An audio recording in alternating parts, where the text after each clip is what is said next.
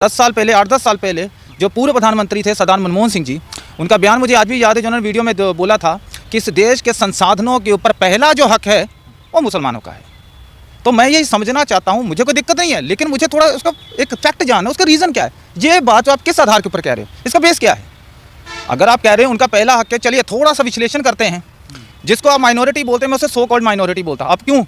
Canada, Australia जैसे देशों की आबादी 6-6, 7-7 करोड़ है, इनकी आबादी 14.2 करोड़ है। तो भैया इतनी आबादी में 2-2 देश तैयार हो जाते, तो माइनॉरिटी रहे कहाँ? माइनॉरिटी हम उनको रखेंगे जिनकी आबादी, जैसे एग्जांपल देता हूँ मैं आपको, जैन कम्युनिटी है 0.4%, ठीक है, पारसी है 0.006%, सिख है 1.7%, बुद्धिस्ट है 0.7%। और अगर इनकी उपलब्धियों की बात करूं तो जैन सबसे पढ़ी लिखी कम्युनिटी है, 86% पढ़े लिखे हैं। सबसे अमीर माइनॉरिटी की बात करूं तो पारसी सबसे अमीर माइनॉरिटी में से आते हैं। सबसे एंटरप्रेन्योर जिनके सबसे खुद के बिजनेस रन करे, उसमें सिख पहले हैं। अब बात करते हैं इनकी, अगर इतिहास में जाएं तो जब देश का बंटवारा हुआ था 565 रियासतों में ये देश बटा हुआ था। सही, ठीक है सर। और उस 565 रियासतों में से कितनी रियासतें मुस्लिम थी? हैदराबाद, जूनागढ़, श्रीनगर, मैसूर, भोपाल, अगर पटियाला की छोड़ दूँ तो सिख रियासत भी नहीं थी। तो आज ये सवाल है कि इनकी इस कंडीशन में पहुंचा कौन। और आपने सर कांग्रेस की बात की, मैं कांग्रेस के ऊपर अक्सर ये बात बोलता हूँ कि कांग्रेस वो पार्टी है जिसने इस देश के टुकड़े करने में कोई कसर नहीं छोड़ी है। और मैं इसकी एक छोटी सी उदाहरण बताता हूँ।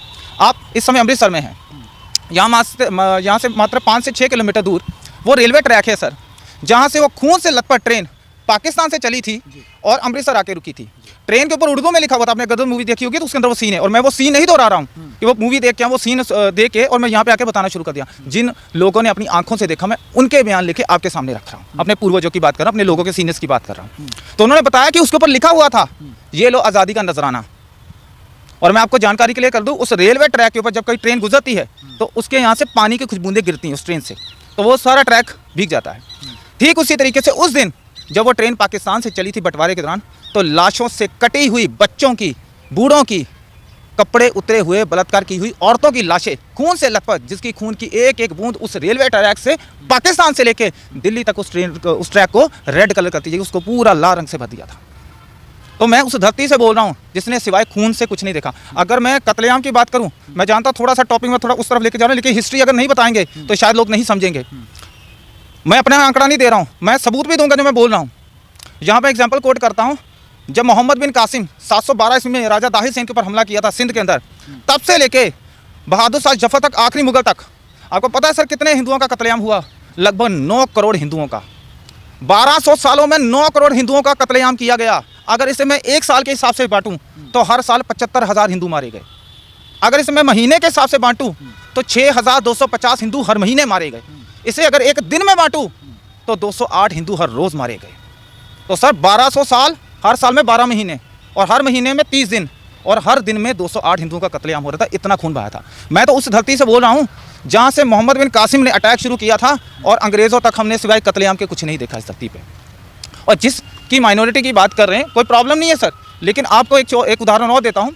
जब इस देश का बंटवारा हुआ था, खास करके जिस जगह मैं खड़ा हूँ अमृतसर में, यहाँ पे और दिल्ली के लोग जितने भी अपने घर बार यहाँ से छोड़कर गए थे, जब बार बड़ी ध्यान से छोड़ेगा, खास करके मैं मुसलमानों की बात कर रहा हूँ, जो मुसलमान यहाँ पे प्रॉपर्टियाँ छोड़ के गए थे, जो उस तरफ गए थे, पहले उधर से शुरू करते हैं ताकि जनता को ईजिली बात समझ आ जाए कि मैं कहना क्या चाहता हूँ। जब बंटवारा हुआ तो लाहौर की उदाहरण देता हूँ। लाहौर प्रभु श्री रामचंद्र जी के बड़े बेटे लव के नाम पर पड़ा था। वहाँ पर 80% हिंदू सिख थे, ठीक है सर। आज बड़ी मुश्किल से 4 या 5 परिवार होंगे। कहाँ गए? ज़मीन खा गए, आसमान खा गए। बंटवारे वक्त तो इन्होंने बहुत कुछ ले लिया। वहाँ पे जितनी भी प्रॉपर्टियाँ छोड़ के वो यहाँ पे आए थे, उन प्रॉपर्टियों के ऊपर आज उनका कब्जा है।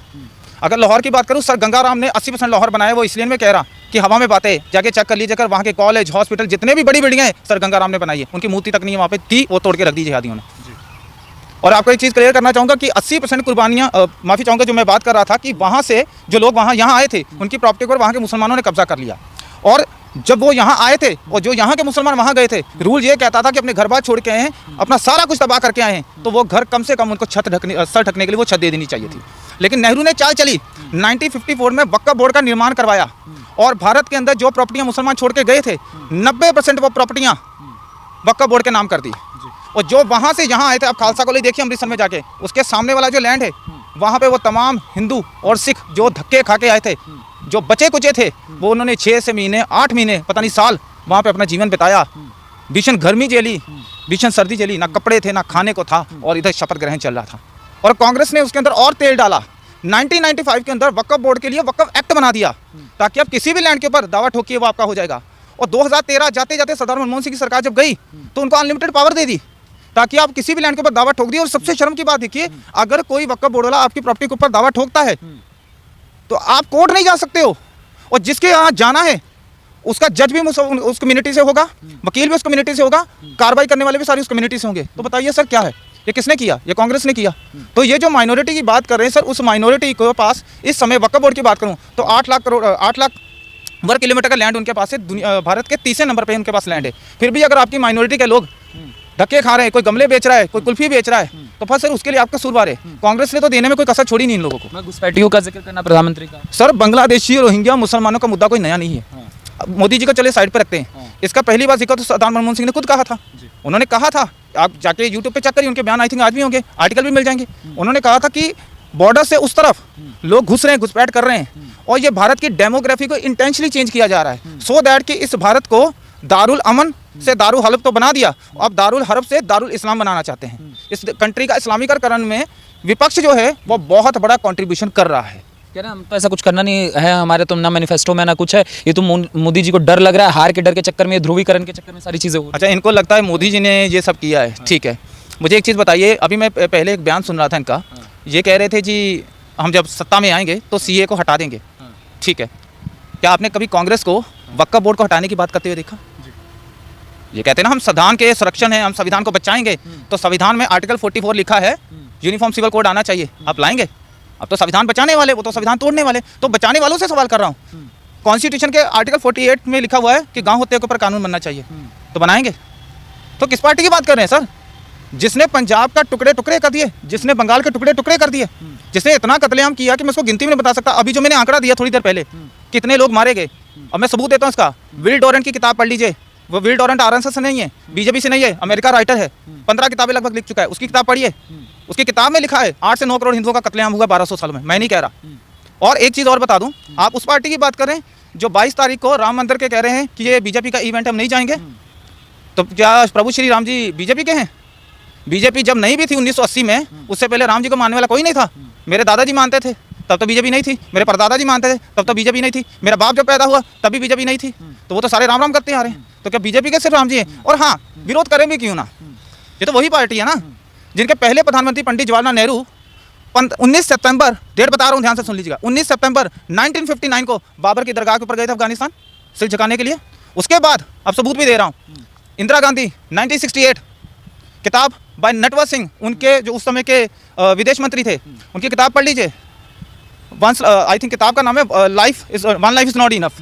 उस किताब के अंदर एक पैराग्राफ है, उस पैराग्राफ के अंदर इंदिरा गांधी के बारे में उन्होंने क्या लिखा कि जैसे वो बाबर की दरगाह से, दरगाह नहीं बोलूँगा, उस कब्र से जैसे वो झुक के आई, तो उन्होंने एक इंग्लिश में लाइन बोली, वो क्या था, I have had the brush with our history. इसका हिंदी में अनुवाद कर देता हूँ। इसका मतलब है कि आज मेरा सामना मेरे इतिहास से हुआ। कौन से इतिहास से बात कर रहे हैं? आपका बाबा से क्या लेना देना है? फिर 1976 के अंदर इंदिरा गांधी और राजीव गांधी फिर गए, और उसके बाद 2005 के अंदर ये राहुल गांधी दोबारा से बाबर के उस रॉम पे गए। तो इनकी 4 जनरेशन बाबर के सामने झुक चुकी हैं, लेकिन इनकी 4 में से एक भी जनरेशन का एक भी बंदा आज तक अयोध्या नहीं गया। और किस ये अभी बात कर रहे हैं, 2007 में एफिडेविट दिया था इन्होंने कोर्ट में कि राम एक काल्पनिक पात्र है, राम का कोई वजूद नहीं है। किसने दिया था? इसी पार्टी ने दिया था ना। शर्म आनी चाहिए उन लोगों को जो आज इनको वोट डालते हैं।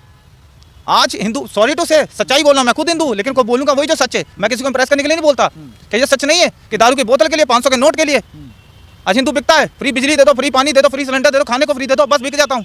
वोट जहाँ बोलोगे डाल दूंगा। उसको राम से नहीं लेना था, ये सबसे बड़ा कारण है। 35,000 मंदिर टूटे हुए हैं और इनको क्या चाहिए, उसके ऊपर मस्जिदें खड़ी हैं। तो प्रधानमंत्री को क्यों आवश्यकता पड़ी ये सब बताने की? सर लोगों को भी पता है, और बताने की जरूरत इसलिए पड़ी क्योंकि जब श्रद्धा के 35 टुकड़े हुए थे, लोग भूल गए। जब बदायूं में 2 बच्चों का कत्लेआम हुआ, छोटे छोटे बच्चों का, जिनको शायद दुनिया का भी नहीं पता, लोग भूल गए। जब महाराष्ट्र में कोहली जी का कत्ल हुआ, लोग भूल गए। जब राजस्थान में, अभी कर्नाटक में, अभी राजस्थान में जो कन्हैया लाल जी की हत्या हुई, लोग भूल गए। और बेंगलोर में जो नेहा का कत्लेआम हुआ लव जिहाद के नाम पे, वो भूल गए। भारत के लोगों की यही बड़ी प्रॉब्लम है सर, मर भी जाते हैं, भूल भी जाते हैं। और इनको याद दिलाने के लिए किसी ना किसी को तो बोलना पड़ेगा, ताकि इनके उस मरे हुए ज़मीर को जगाया जा सके और इनको याद दिलाया जा सके कि ये वजूद की तुम्हारी आखिरी लड़ाई है। अगर अब नहीं जागे तो बेटा ये याद ज़रूर रखना कि वो दिन दूर नहीं है जब तुम लोग एक इतिहास की किताबों में सिर्फ पढ़ाए जाओगे, तुम्हारा कोई वजूद नहीं बचेगा। और इसका एक इंपॉर्टेंट पॉइंट बता के ख़त्म कर रहा हूँ। दुनिया में 27 पुरानी सिविलाइजेशन थी, 25 खत्म हो चुकी है, जिसमें ग्रीक सिविलाइजेशन की बात करूँ, रोमन सिविलाइजेशन की बात करूँ, इजिप्ट की बात करूँ, मेसोपोटामिया की बात करूँ, बहुत सारी हैं, ठीक है। ओल्ड इजिप्शियंस की बात करूँ, माया सिविलाइजेशन की बात करूँ, उसमें से 2 बची हैं, एक है भारतीय सिविलाइजेशन, एक है चाइनीज सिविलाइजेशन। और अगर इस लड़ाई को इस तरह अगर अब हम नहीं जाकर हमने उस पार्टी के खिलाफ कम से कम वोट नहीं किया जिसने हमें इस स्टेज पे लाके खड़ा किया है, तो सर सॉरी टू से ये हमारे सनातनियों के आने वाले मात्र आखिरी 2 दशक होंगे, उसके बाद हमारा इतिहास सिर्फ और सिर्फ इतिहास की किताबों में पढ़ाया जाएगा।